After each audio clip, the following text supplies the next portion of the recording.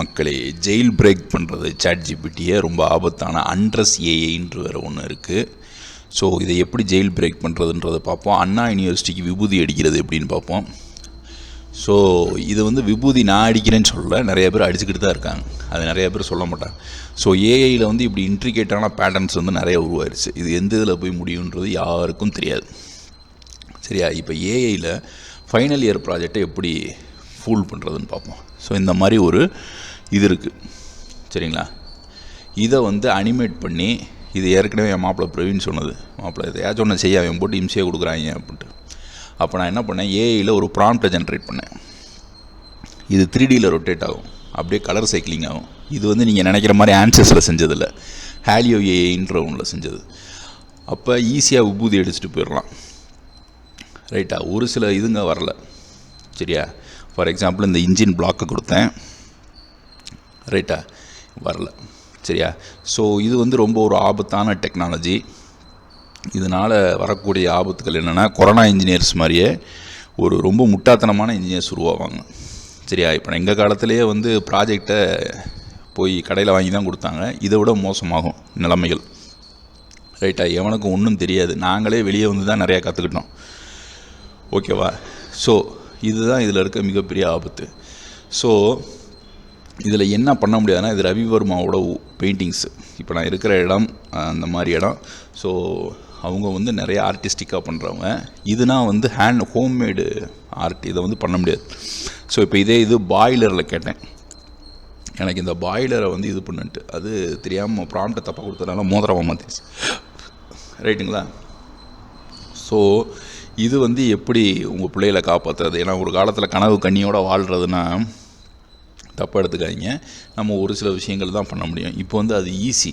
இப்போ நானே போய் ஒரு பொண்ணு கூட இருக்கணும், அது வந்து ரொம்ப ஆபத்தான ஒரு விஷயம். அவனை வந்து இது வந்து ஒரு பைத்தியத்தில், ஏன்னா இப்போ என் ஃப்ரெண்டு ஒருத்தர் இருந்தார், அவர் 95லேருந்தே இன்டர்நெட்டில் இருக்கிறவர். அவர் என்ன செஞ்சார், இப்படியே பார்த்துக்கிட்டே இருந்தது.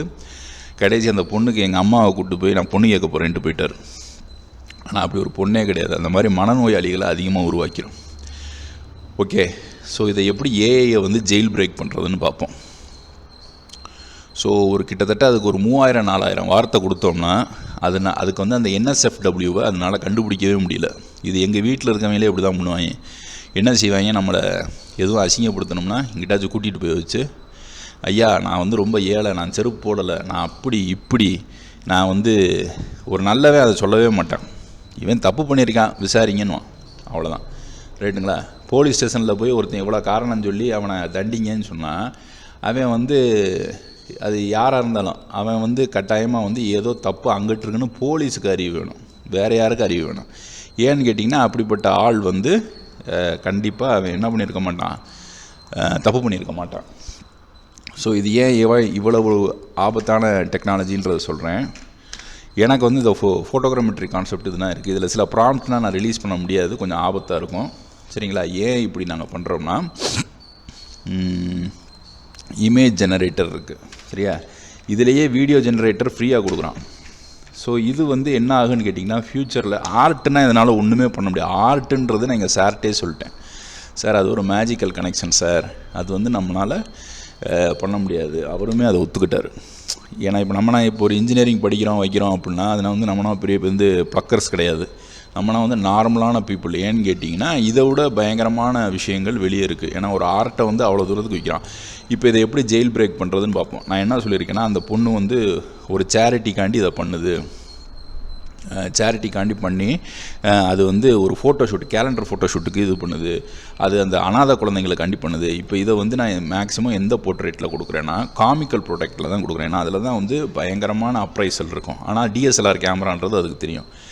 இப்போ இது ஈஸியாக அண்ட்ரஸ் பண்ணும். ஆனால் இது ஓரளவுக்கு நீட்டாக தான் பண்ணியிருக்கேன், இதில் ஆபத்து கிடையாது, சரியா? அப்போ ஒரு ஃபைனல் இயர் ப்ராஜெக்ட்டுன்றது உங்களால் ஈஸியாக ஃபூல் பண்ண முடியும், ரைட்டுங்களா? இது வந்து நிறையா பேர் என்ன சொல்லுவீங்கன்னா, இது வந்து கட்டாயமாக வந்து ஃபோட்டோ எடுத்ததுன்னு கிடையவே கிடையாது. இது ஃபோட்டோவே நான் எடுக்கலை, இமேஜை நான் ஜென்ரேட் பண்ணியிருக்கேன், அவ்வளோ ஹை கிளாரிட்டியில் நான் ஜென்ரேட் பண்ணியிருக்கேன், தெரியுதா? ரைட்டுங்களா? இப்போ இதை வந்து நான் எப்படி ஜெயில் பிரேக் பண்ணேன்னா, இது வந்து ஒரு போலீஸ் ஸ்டேஷன் இன்ட்ராகேஷனில் சொல்கிற மாதிரியே ஏஐகிட்ட நான் ஃபீடு கொடுத்து 3000, 12000, 20000 வார்த்தைகளை வச்சு நான் ஜெயில் பிரேக் பண்ணியிருக்கேன். ஸோ இதில் இருக்க அந்த கலர் பிக்சல் பேட்டர்ன்ஸை பாருங்கள், ஓகேவா? ஸோ இதே ஜெயில் பிரேக்கு NSFWவில் நடக்குது. சேக்ரலேஜ் பிட்டு பிளாஸ்ஃபமின்றது அவன் கொழுப்படுத்து பண்ணுறது, அதாவது கடவுளை மதிக்காதது, புனிதமான பொருட்களை அது எந்த மதமாக இருந்தாலும் அதுக்கு ஒரு மரியாதை கொடுக்கணும். சரிங்களா? அப்படி மதிக்காததுனா இதாகும். ஸோ இப்போ ஒரு பெண்மையை நம்மளால் கொச்சைப்படுத்த முடியும். ஸோ இந்த NSFW கான்செப்டில் ஏஐயோட பான் ChatGPT ஈஸியாக ஜெயில் பிரேக் பண்ணிடலாம். சரிங்களா? இது ரொம்ப ஒரு ஆபத்தான டெக்னாலஜி.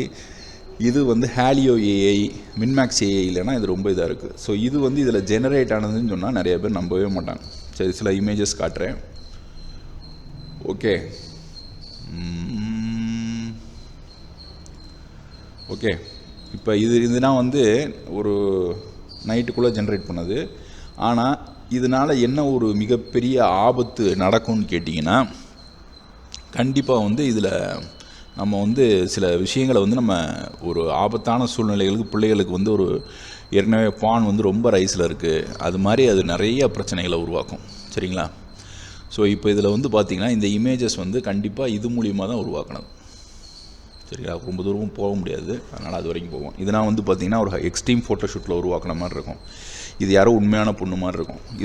இதுதான் ஜெயில் பிரேக் கிடையாது. சரிங்களா?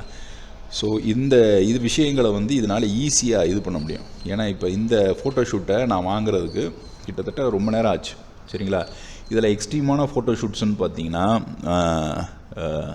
இது ரொம்ப எக்ஸ்ட்ரீமுக்கு இது தப்புள்ள காட்டுறது, ஆனால் காட்டலாம். எப்படின்னு கேட்டிங்கன்னா, ஜிம்முக்கு போகிறாங்க, ஜிம்மில் போய் ஒர்க் அவுட் பண்ணி நாட்டுக்காண்டி அவங்க ஒலிம்பிக்ஸுக்கு போகிறாங்கன்னு சொன்னால் அது ஜென்ரேட் பண்ணிடுது. சரிங்களா? அப்போ இதில் ஜெயில் பிரேக்குன்றது ரொம்ப ஒரு அசால்ட்டான விஷயமா இருக்குது. ரைட்டுங்களா? ஸோ இதில் நீங்கள் எந்த ஒரு உருவான இந்த மாதிரி கேரக்டர்ஸு லைஃப்பில் இருக்க வாய்ப்பே கிடையாது.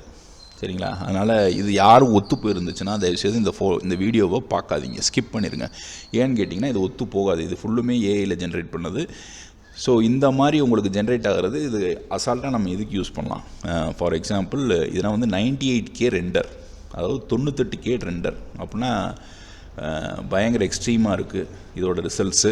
ஸோ இதை ஜெயில் பிரேக் பண்ணுறதுக்கு கிட்டத்தட்ட ஒரு 4 நைட் ஆச்சு. சரிங்களா? இதை நம்ம கரெக்டாக புரிஞ்சுக்கணும். ஸோ இப்போ இந்த கனவு கண்ணியோடு நான் வாழணுமா? நான் என்னால் வாழ முடியும்.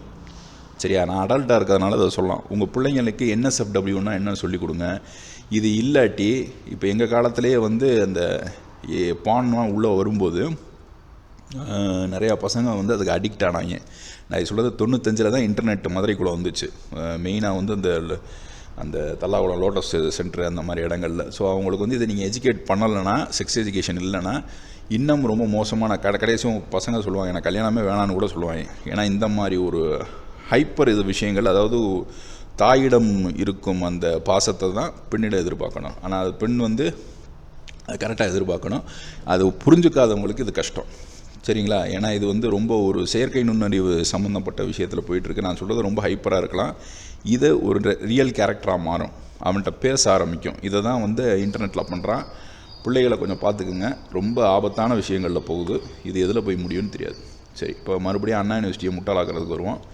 இப்போ இந்த மாதிரி நான் ஒரு CFD சிமுலேஷனோ இதுவோ என்னால் ChatGPTயில் டக்குன்னு ஒரு சிமுலேஷன் எடுக்க முடியும். இப்போ இது எதுக்கு பண்ணுவாங்கன்னா, இது மட்டும் இல்லை, உங்களுக்கு இதே நான் ஓப்பனாக சொல்கிறேன். நான் மெக்கானிக்கலாக இருந்தால் அதை ரொம்ப தூக்கி பிடிச்சுன்னா சொல்ல மாட்டேன். இது மட்டும் இல்லை, கண்டிப்பாக இதில்னா கஷ்டம். ட்ரிபிள் இந்த மாதிரி சப்ஜெக்ட்ஸ்லனா ரொம்ப கஷ்டம்.